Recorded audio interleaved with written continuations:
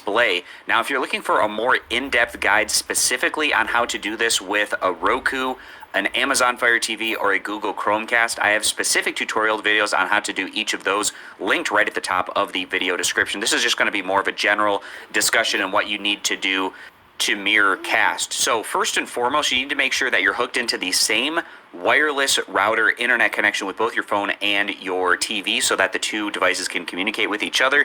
You can check this in your phone by pulling down the top menu area and finding the little gear, clicking on that to open up your settings, and then click on where it says Wi-Fi and Internet, and right under the Wi-Fi area you can see the name of the router that you're hooked into. Mine's called 10-22, so that's going to be the same wireless router that I also have to be hooked into with my smart television so that the two devices can communicate with each other. Now, the next step in this process is you need to make sure that the display that you want to cast to is in its mirroring mode or casting mode. Now, it's different based on what smart TV or smart device that you're using. And again, for those specific tutorials for the Roku, Amazon, as well as Google devices, again, those will be linked right at the top of the video description. Not as much of an issue with the Chromecast once you have everything set up, but Amazon Fire in particular, you have to put it into casting mode. And then also you have to set things up with the casting mode with the Roku as well. So there are going to be some differences in having your smart TV be capable of casting your phone screen based on the device that you have. But once you're in that casting mode and you have the same internet with your phone and your smart TV device, then the next thing that you're going to want to do is go back to the settings in your phone and find where it says Bluetooth and device connection.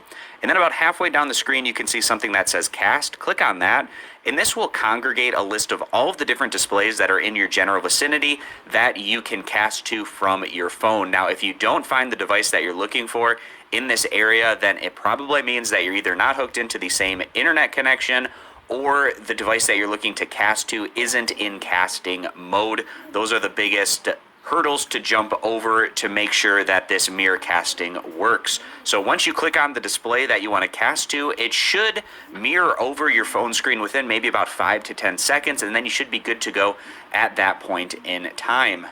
And just to wrap up this video, another way that you can cast from your phone over to your smart display is inside of a video application itself, such as YouTube or Netflix or Amazon Prime Video, Hulu TV. There's a bunch of different video apps that you can use, obviously. But when you go into these apps with your phone, many of them will have the casting option built right into them.